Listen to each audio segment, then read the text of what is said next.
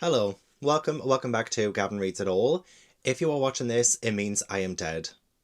Sick of terrible books. Oh my god, 2024, what did you do to me? Welcome to my worst books of 2024, and of course I couldn't do it without my trusty alcohol. I will say disclaimer, please do drink responsibly, but I have some cherry Books Fizz just to keep things a little bit festive today. Filming this a few days before Christmas, I could not get more in the Christmas spirit. So yeah, let's crack open this bad boy and begin my worst books of the year. I know a lot of people put a disclaimer at the start of their videos being like, oh, you know, these are just my opinions, like it's okay if you have a different opinion or if you love these books, then that's absolutely fine. Well, I'm here to tell you the opposite. If you love these books, I'm worried about you. Get some help. Oh my god, I'm kidding. I'm totally kidding. Please take everything I say with a grain of salt. Please don't take offense to anything I say in this video because I really do feel like I would end up going into witness protection if you take anything I say seriously, let's be honest. Oh, good grief. I can't get this off. Oh, wait, hang on. It's coming loose. Oh my god. Oh, I have never tried Cherry Books Fizz before, so this is going to be extremely interesting. So I am going to try and rank my worst books in order from least worst to most worst in this video. I'm definitely sure there's a more professional way of saying that, but I just don't know what that is right now. I just want to preface this video as well by saying I have included 4 DNFs, but I do genuinely believe that these DNFs deserve to be on this list. I wouldn't include a DNF if I was just like, oh, you know, I'm not really feeling it right now, because I personally don't like when people include DNFs in their worst books video if they genuinely don't think that's the worst book of the year. I genuinely do think the 4 books I'm going to talk about are some of my worst of the year, so that's why I'm mentioning them. But I do think I DNF'd about like 10, 12 books this year, so the fact that only 4 of them are making the worst list, pretty incredible. I'm also not going to, I'm going to mention it right now, but I'm also not going to include cows in my video either, because even though this is definitely one of the worst books I've ever read, one of the most absolutely disgusting and vile books I've ever read, this is in a genre I don't typically read, and I feel like it's a little bit unfair for me to include it when it's just an extreme horror that I really should not have picked up anyway. Okay, there are actually going to be 16 books that I'm going to talk about, and I'm going to go from like 16th place, 15th place, and some of them are like series that I've mushed together as well, like I did with my best books video. And I will say as well, if you do end up enjoying this video, please give it a like and subscribe if you haven't already. Now let's get into my 16th place, and I feel in order to be fair, for fairness sake, I will include the 4 DNFs in my 16th, 15th, 14th, and 13th, because I didn't really finish the books. So I will start with the DNFs. So in 16th place is going to be Magnolia Parks by Jessa Hastings. I know so many people are going to hate me for this, because a lot of people are loving the Magnolia Parks series at the minute, and I'm loving that for them. And it isn't even the fact that I DNF'd this book because I thought it was like too toxic or anything. My argument is that it wasn't toxic enough, or at least the majority of the book that I'd read. It just felt so repetitive. I was going to claw my eyes out at how repetitive the story was, the problems between the main characters, everything. Like, I'm probably going to be the worst at summarizing books or giving you a book summary in this video. I do it in my best books of the year. I give you a little synopsis of the book just to entice you to read it,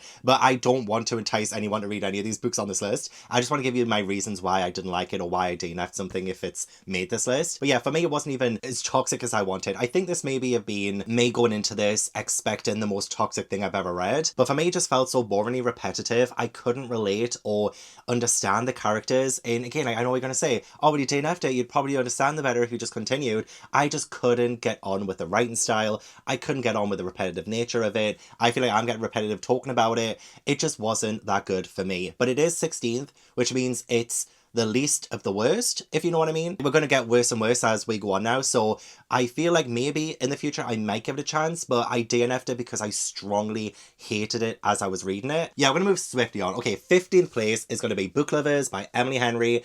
This is one that, again, I DNF'd, but I did make it quite far, and I ended up skipping to the end so I could read the ending, and it just pissed me off even more. I hated it. To save me money on an Emily Henry book, I could literally go outside, book a taxi, go to a cafe that sells vanilla lattes and vanilla lattes only, sit next to the most boring couple I could find in that place who most likely only fuck Missionary. In no shade of Missionary, because that is a position I enjoy from time to time myself, but Missionary with their clothes still on, no skin contact or sound effects, where he can only last approximately 11.7 seconds before he comes, and just listen to how their day has been. That's how Emily Henry's main characters feel to me. Boring, flat, uninteresting. I could literally get the same storyline from just seeing any stranger on the street, really. I mean, I'd have to turn into a bit of a stalker so I could, you know, watch them on their first dates and stuff. But there's just nothing imaginative about her romances. They just feel like the same thing over and over again. It was the second Emily Henry book I read. And yeah, again, like the ending just like really pissed me off too. Even though I skipped to the ending, I was so glad to have done that. Look, I have more chemistry with this glass than any of Emily Henry's main characters. I would rather recreate One Man, One Jaw then read another disappointing Emily Henry book. In 14th is All the Fiends of Hell by Adam L.G. Neville. I went in this with such high expectations because it sounds like such a great like alien invasion kind of horror story, and that was unfortunately not what I was getting by the time I DNF'd it, and I made it quite far again. I do give these such a chance before I DNF, but this turned into a babysitting story. That exciting premise that we were promised in the summary, it just turned into the main character looking after a couple of orphan kids. The main character, Carl, so boring. Like, he's a nice guy, but sometimes nice means very boring, and that's unfortunately what Carl was. I mean, I did love aspects of the fact that he would leave the house and like pretty much everyone was gone, had no idea what was going on. Some people's doors were still wide open. There might be a random body every now and then, but as soon as the kid characters were introduced in this, it just became all about looking after them, making sure they're safe, and it just felt like babysitting. I did not want to have a story where it was just all about babysitting. The writing was pretty decent though, so that's why it's not like even higher on this list. I would still check out more from this author because I thought the writing was, you know, good. I thought it was technically very good. I just need to say if this author has written something and actually delivered on the promise of the premise and not shoehorn a couple of kids in there that I felt like I was personally babysitting myself. Look, if I wanted kids, I would have kids. I ain't want to be reading about nobody babysitting kids in a post-apocalyptic alien story. In 13th place, and the final DNF that I'm including in this video, is Zodiac Academy The Awakening, I think, by Caroline Peckham and Suzanne Valenti. 200 pages. And for what? And for what? It felt like these authors were plagiarizing every single piece of literature under the sun. There was nothing that was sacred, nothing that was safe from the thievery of these authors. It felt like I was reading 15 books at once, and even then they still made it the most uninteresting. From what I had read, all of it was just essentially trying to build this world that they didn't even make up themselves, and absolutely no plot going on whatsoever. And even then, the main characters, oh my gosh, the fact that we got told absolutely everything about these characters in the first couple of chapters, and even introduced to this new world. So like, they are twins and they are poor, they don't have much to their name, but then they are told that they are so powerful that they're going to go to this other world, they're going to enroll into this academy, and they're going to be the most powerful people there as well. And everything we are told is in like chapter 3. Everything's in chapter 3. There was like no slow build or subtlety to the importance of these characters. It was chosen one trope that was rammed down your throat. The lack of consent in this book too was just so overwhelming. It got so uncomfortable the more I was reading. It was very hard to know when the line was being crossed, and just like how normalized that is, not just at this academy, but even before that as well, in terms of like some of their powers, and especially the main professor guy who talks to them to begin with. I can't remember his name. I don't want to remember his name. I want to remember nothing about this book. Nothing was happening. At least nothing that I'd never seen before. So it was a very easy DNF. Okay, my top 12 bottom books, going from 12 to number 1. If you don't want to count the DNFs, in 12th place is Leigh Bardugo's The Familiar. Oh my god, I was so bored. I was so bored for this. I can barely even remember what happened in this book. I believe we did follow Lucia. She is a maid to a family who don't really treat her that well, and they find out that she has magic, so they want to kind of get favour with the royal family, and there is like this disgraced nobleman who's also trying to use her so that he can get his, you know, popularity back or whatever. I didn't care. I didn't care, I didn't want to care. There wasn't really anything technically too wrong with the writing or anything. I do think Leigh Bardugo is a very good writer. But you know when it's just like so by the book, like there weren't any chances being taken with a story or anything, it just made me roll my eyes the entire time. And I don't know how Leigh Bardugo did this, but there were some like exciting things that would happen, but Leigh Bardugo would make it boring somehow. I don't know if it was maybe the way that she was portraying the characters and making it very hard to sort of root for, especially the romance. Like I wasn't really that bothered about the romance. I couldn't really get invested. And there was a specific storyline as well. Like I was feeling like we weren't going anywhere or doing anything. And there's a specific storyline in the third act of this book that just made it even worse. I'm like, why would you even do that? How in the world do you take a boring story and make it more boring by the third act? We went from a tedious plot to an even more tedious plot by the end. Like as I'm talking about this, I am struggling to have too many opinions on it. And I'm the kind of person who would rather have someone have an opinion of me than no opinion at all. Good or bad, you know? I feel like it's probably worse to be a story that's forgotten than a story that's remembered for being bad. And I'm already forgetting this one. It's already getting chucked out of my mind. In 11th is A Study in Drowning by Ava Reid. I'm sorry. I know there are a few people who like this one as well. And if you give this one 5 stars, you will get a strange cough in 3 days. I'm kidding, but the enemies to lover setup is so atrocious. We have a main character, Effie, who is just so incredibly rude. loud. Like, she feels so entitled to things. Like, say the main character love interest borrows some books from the library, and the main character, she feels entitled to those books. She was a big contrarian. Every single thing that anyone was doing, she would have something negative to say about it, especially the main love interest, who I've forgotten his name. Preston. Yeah, so like, he'll borrow books from the library, she'd be like, those were my books. Those were my books. Who the hell do you think you are, Florence? It just felt like she had a problem with everything. Like, Preston would also ask her to put her seatbelt on, and she would be like, he's treating me like a child. Just put your fucking seatbelt on. Safety first. I also felt like Effie's profession of being an architect just didn't come across as very believable, because I don't think there was enough research done in terms of like showing what an architect does, and we didn't really get a whole lot of embellishment there. I couldn't believe that she was a sought after architect. She's drawing and doodling, but it's very surface level. Things that I would do in my spare time. And I'm not an architect. It actually got very mushy very quickly. That's another thing I really don't like in romances, is when it gets to the point where they care so much for one another and it's too quick. It's way too quick. I rolled my eyes so hard at how cringy some of it comes across as. I rolled my eyes that hard I actually fell asleep in the last part of this book. I had a book club discussion for it the day that I read this, and I fell asleep and woke up, I think like an hour before the live show started, and I was like, shit, I can't remember what happened at the end there because I was asleep. A Study in Drowning, this book feels like it drowns in its own narrative. There was a Goodreads review that said something like, oh, Shakespeare could never.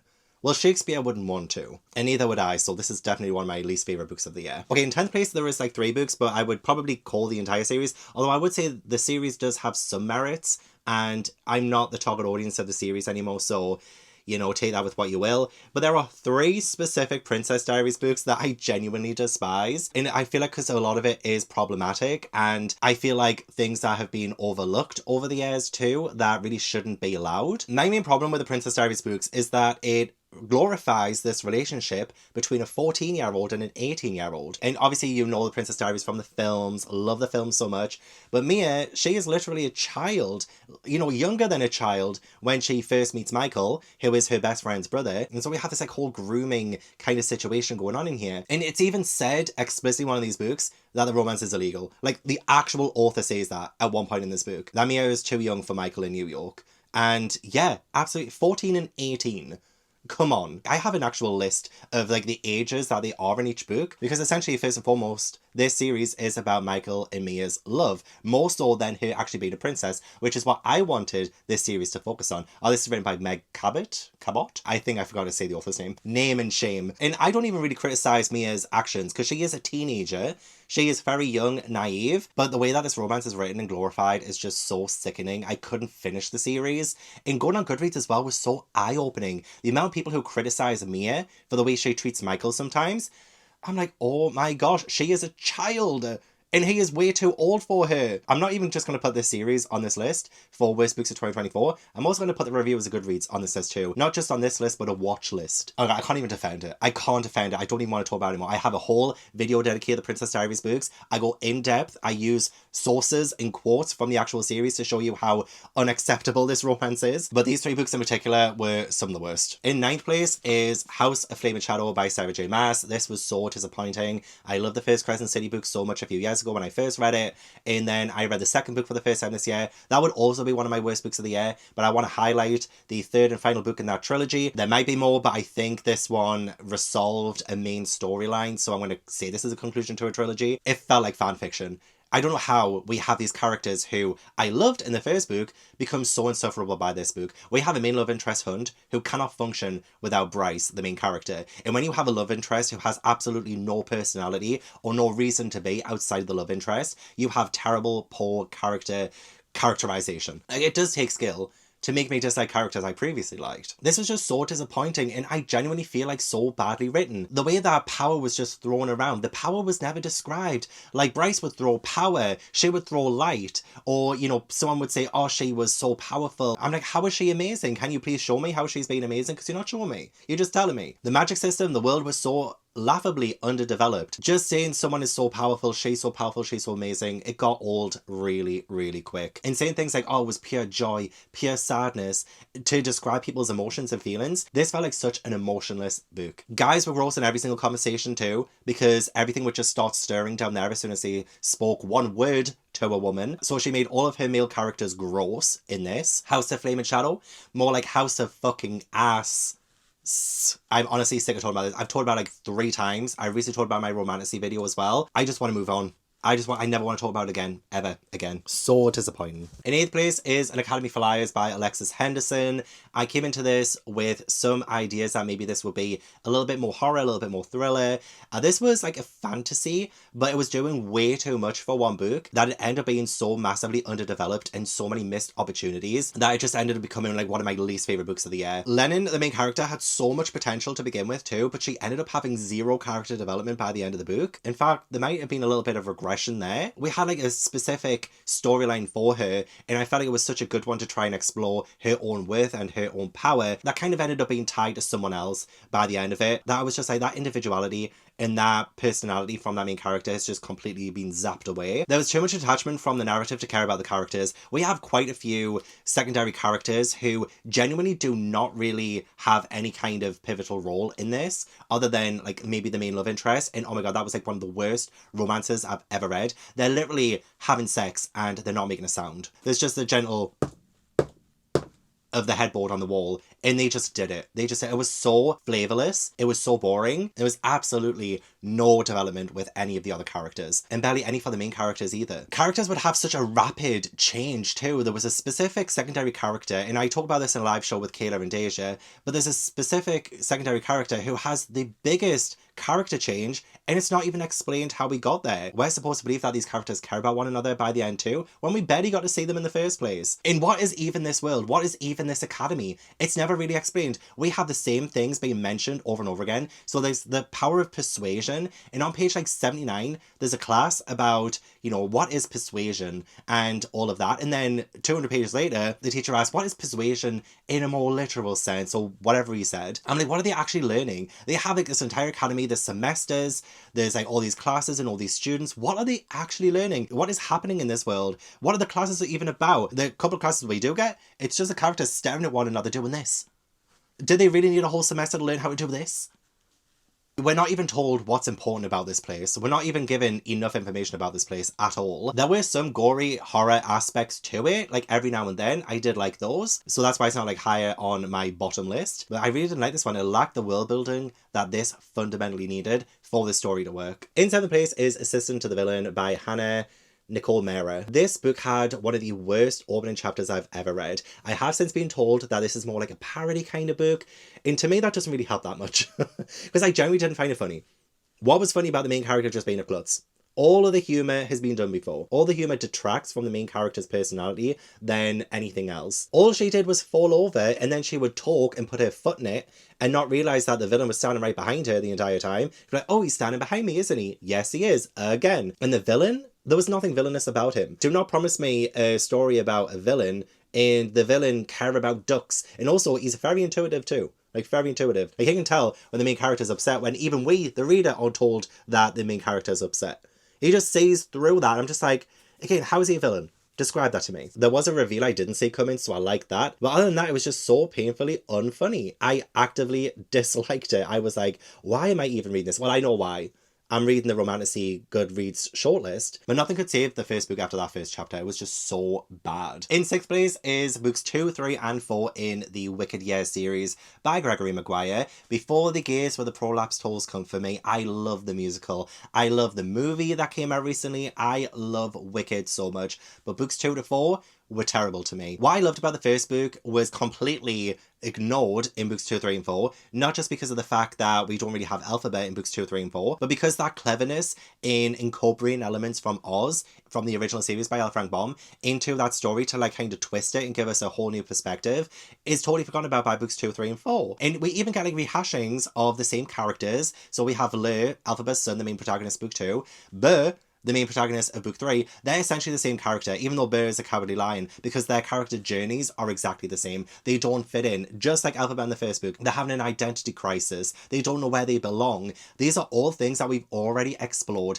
that the second and third books specifically go beat for beat for what the first book was doing. So there was just genuinely no point in these stories whatsoever. Book 3 in particular just has no plot. It is so boring. It's so unneeded. There are so many boring aspects of all 4 of the books. I haven't included the first Winger because I did somewhat like it. I did think it was actually pretty good. I gave it 4 stars. These ones I gave 1.5 stars across the board. That main appeal of the Oz world and twisting the Oz world and making it a bit darker. Yes, there are still like dark things that happen in these books, but these could have been any book set in any other world. These could have been set in Narnia, and you wouldn't have known any different. And I could tell by book 4 that Mr. Maguire had no imagination left, because he literally rips off a specific reveal that was so good in the original Oz books by L. Frank Baum. He just completely rips it off. He doesn't even try to change it. And I was like, okay, but you had such a great first book where you made us look differently at the Wicked Witch. Why couldn't you do the same for book 4? It's because these were written after the success of the Broadway musical, so you can tell that these were desperately written, not well written in my opinion either. It just lost sight of what made the series so appealing to begin with, and I'm glad I read them so that I can never read them again. In 5th place, I have put some Fear Street books here because even though I think as a whole the Fear Street books are good, in a way, I hated most of them, but I do love some of them. But there are a specific few that I genuinely despise, and I have so many problems with that series in general. I do have a whole 5-hour vlog reading every single book in the original series, so that's 51 books. And these were some of the standout worst ones that I can remember. These are all written by R.L. Stine, who I do love. Like, he's one of my childhood heroes in terms of like literary greats. But the Fire Game, oh my god, it was just about people setting fires. Okay. First Date was about a guy who was like trying to kill someone, and it was just comically funny how many times he was failing to do so. But there was also some like really awful animal abuse stuff that just had no point and didn't even need to be needed there in the story. Like, it was just so bad. Like a Fear Street book. Fear Street is supposed to be like this place and like part of Shadyside where it's, you know, so sinister and so creepy and so scary, and yet all we have are like teenagers just like hurting one another, and it just didn't feel like Fear Street. So I was like, what is even the point? Sunburn, oh my god, this had one of the worst twists because it didn't make sense. I could genuinely poke holes at the twist in this because it doesn't actually make sense. If you don't mind spoilers, like the person who actually did it is someone that all the characters already know, and yet somehow they couldn't tell that it was them, even though she was standing there right in front of her face. What do you mean? Switched. Terrible, terrible mental health representation in this. Genuinely pissed me off. It didn't piss me off as much as the Fear whole duology, because this one was genuinely some of the worst which I've ever read ever. This would probably be my #1 worst books of this video if I wasn't taking into account context, if I wasn't taking into account, you know, time period and all of that. But this is genuinely some of the worst stuff I've ever read. I hated this duology so much. And I'm still excited to read more Fear Street because I do love R.L. Stine so much still, but these were some of the worst Fear Street books I've ever read. Terribly written, really cliched, so many repeated, recycled storylines, a lot of girl-on-girl violence because a boy broke their heart or a boy is sleeping around and they're like, oh, how do I get back at this boy? I know, I'll kill all the girls. You know, like things like that. It just happened over and over and over and over again. A lot of animal abuse, a lot of fake cliffhangers, a lot of plot twists that come out of nowhere that don't make any sense. Terribly written for most of it, but somewhat still a little bit entertaining. I will still give Mr. Stine that. So funny, I'm going to be holding this specific book up during this section because I hold up this book in my best books of the year. But in a 4th place is Roadwork by Richard Bachman, otherwise known as Stephen King.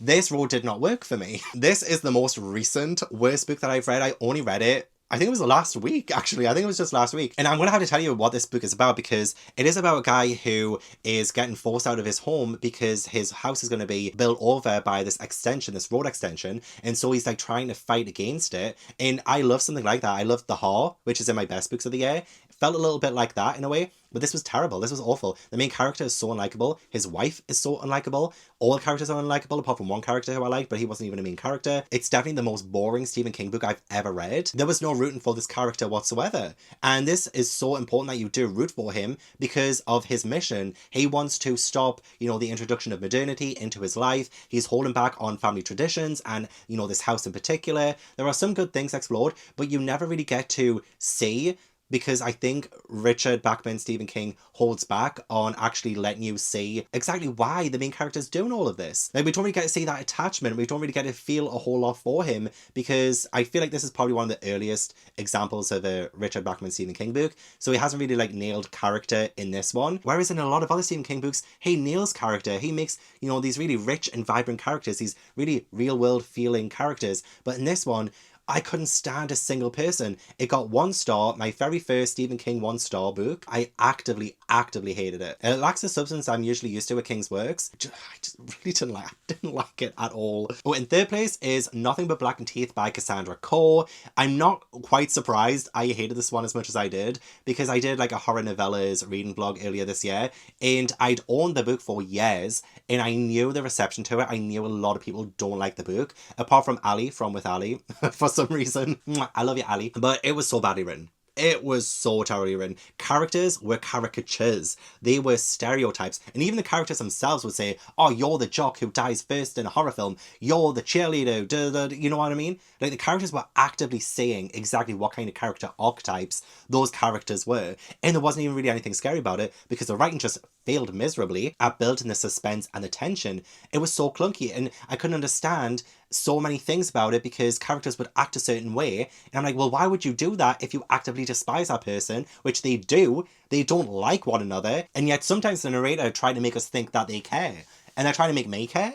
Like, no, absolutely not. Writing was way too clunky and annoying. It's a very short book, so it probably would be worth reading if you wanted to just read something terrible. I mean, I don't know why you'd want to read something terrible, but you do you. I read this one back in like February or March. So this is one of the earliest, worst books that I read, and I still hate it so much. I still feel passion towards it. I just hated it. But I don't hate it as much as my top 2.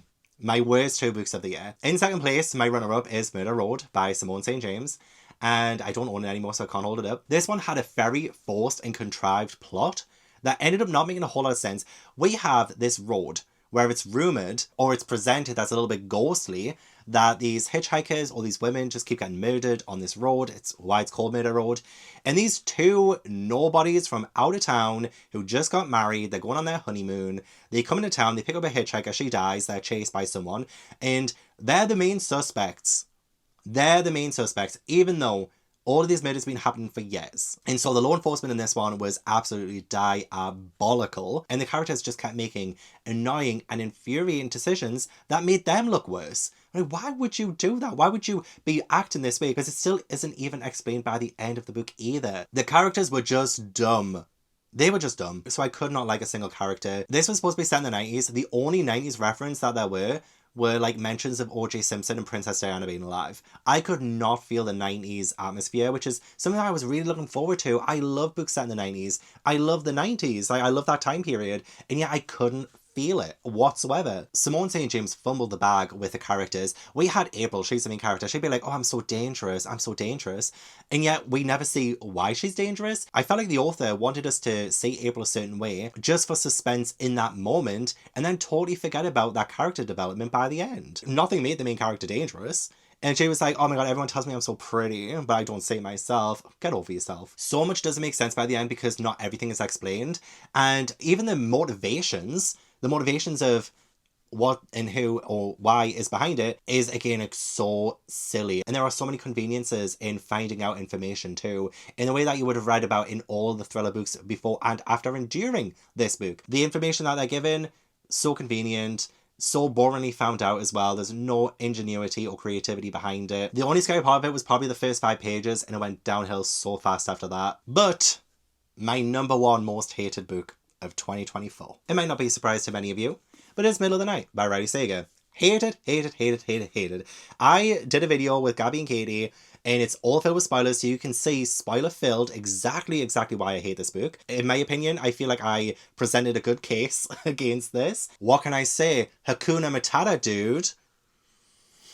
Honestly, the main character couldn't find a brick wall in the dark with a flashlight. And I'm not even just being a hater. The author himself says this is a boring and mundane book. I'm going to show you. This is after the whole, like, mystery, because, yeah, a boy goes missing. Ethan's best friend, Billy, goes missing from a tent that they're both sleeping in. And this was, like, 30 years before, and the mystery is like, oh, what happened to Billy? And this is after people find out what happened to Billy in this book. People even expressed disappointment that the truth was so mundane, so boringly human. There were no villains in this story, nor were there heroes. The author himself writes that as a response to what happens in this book. So it's not even just me being a hater. I promise you, there are genuine reasons I hate this book. Even just from the first line. Morning sunlight seeps into the tent like a water leak, dripping onto the boy in a muted glow. Trickle of light on his cheeks wakes him up from a deep slumber. You can't have those two clashing visuals. You can't have seeping and dripping. Those are two clashing visuals. And light doesn't drip unless it's a continuously moving thing. And it's not. It's not. It's just a sunrise. And that's not drip. You can't have morning light dripping on someone's fucking face. That's the first line.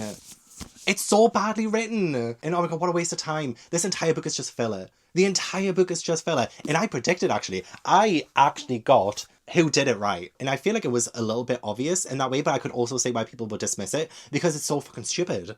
It's so bad. So I wouldn't blame you for overlooking it. But as soon as I picked up on it, I was like, okay, I know. But even then, this entire book is a lie. The entire marketing of this book is a lie. It is a story and a reveal that makes it one of the worst thrillers I've ever read. There's nothing thrilling about this book. I put on hemorrhoid cream that I found more thrilling. The entire plot is a waste of time and resources. Ethan, as well as the main character, is so repetitive and he's so boring too. Like at the very start of this book, we're told, like, because of a therapist, all the things that's wrong with Ethan, all of the emotions that he has. So instead of showing us his emotions, we're told his emotions. He keeps going back to every 2 pages about this thing that happened 30 years ago. Oh my god, get a job.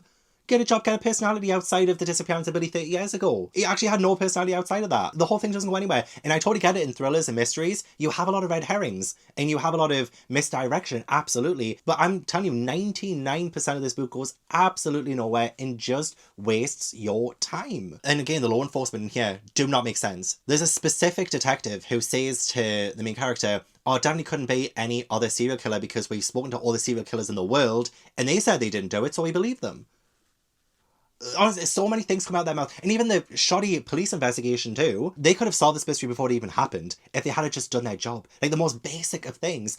Oh my god, I got so infuriated because I was like, there is no way that it's plausible that they wouldn't do that as soon as it happened. There is no way that wouldn't have happened. What are you saying? This book lies to you, and I don't like liars. There are so many holes in this story, it's ridiculous. There are more holes in this story than there are bottoms in gay clubs with their asses up. Nothing makes sense. But I do implore you, if you want my spoiler-filled thoughts, to please watch that video I did with Gabby and Katie, because I explained everything. Like, I feel like I really do have a good case for this one. I don't know how it got past editors. I don't know how it got published. I really don't. This felt so soulless. This was obviously a paycheck for Riley Sager. There was no thought put into this story. There was no care, no compassion. It honestly felt like Riley Sager just wanted to be paid. He didn't care if the story was good or not. He just wanted to put pen to paper and let shit come out. Worst book of the year and literally one of my least favourite books ever. Ever. I'm still so angry thinking about it. Oh my god, like how dare you waste my time? And it's been months. It's been months. But that was my worst books of the year. Thank you so much for watching. Please do leave this video a like if you enjoyed and subscribe if you haven't already. Leave all the comments down below. Let me know what your worst books of the year were. Let me know what you thought of my list. Was there anything I mentioned in this video that you love? I do apologise if I have taken one of your favourite books and talked about it in this video. I promise it's not personal to you or the author or anything. These are just my worst books in my opinion. I want to give a huge thank you to my patrons for supporting my channel. If you'd like to join my Patreon, then the link is in the description box. But yeah, I hope I will see you in the next video. Bye!